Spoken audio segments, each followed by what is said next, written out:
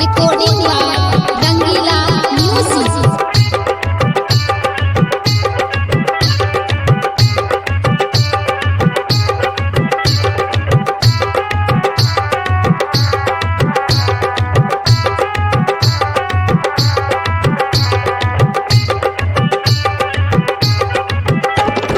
माया के फैलल बाजार कैसे भैया होता उधार। माया के फैलल बाजार कैसे भैया होता उधार। कर ले भैया कर ले बहना शिव गुरु से प्यार होय बाबा सागर से पार। हे हो कर ले भैया शिव गुरु से प्यार होय बाबा सागर से पार। माया के फैलल बाजार कैसे भैया होता उधार। माया के फैलल बाजार कैसे भैया होता उधार।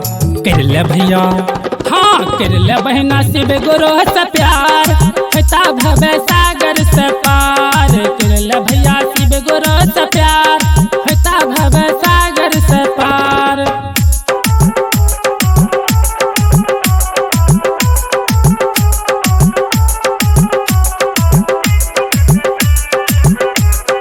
मिक्स बाय राजा रंगीला।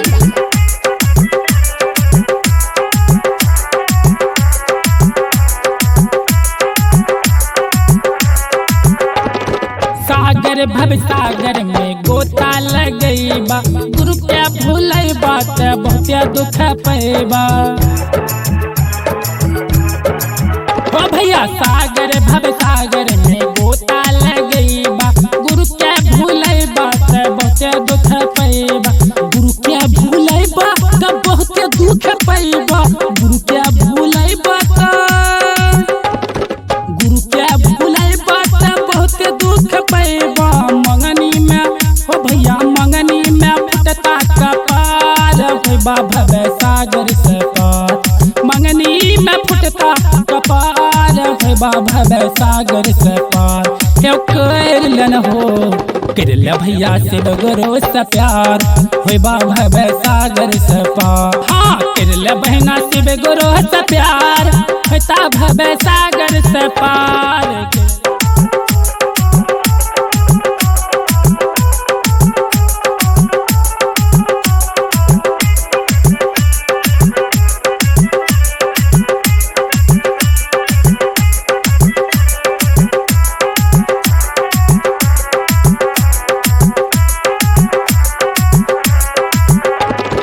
सिंहेश्वर में साहब बाबा के चरण धैलकै शिव गुरु के रसगुल्ला खिलैलकै।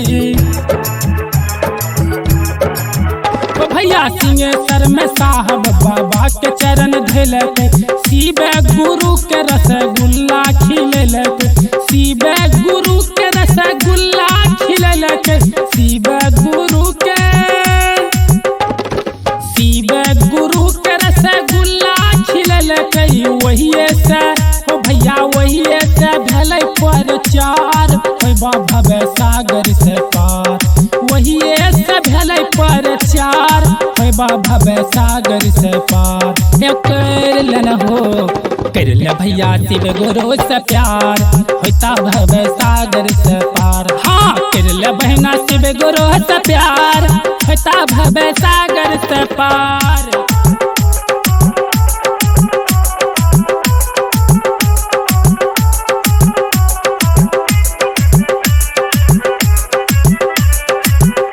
मिक्स बाय राजा रंगीला।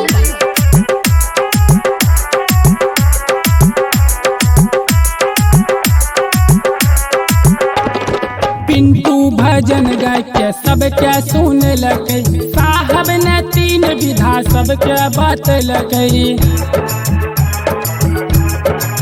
हे बहना पिंटू भजन गा के सबके सुनलकै साहब ने तीन विधा सबके बतलकै।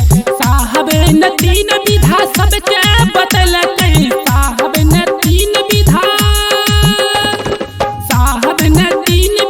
सबके बतलकै। जे कर बात होता बेरा पार होता भव सागर से पार। जे कर बात होता बेरा पार होइबा भव सागर से पार।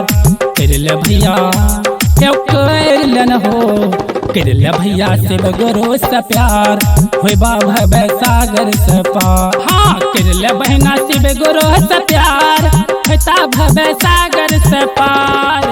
रंगीला डिजिटल रिकॉर्डिंग स्टूडियो उदा किशनगंज।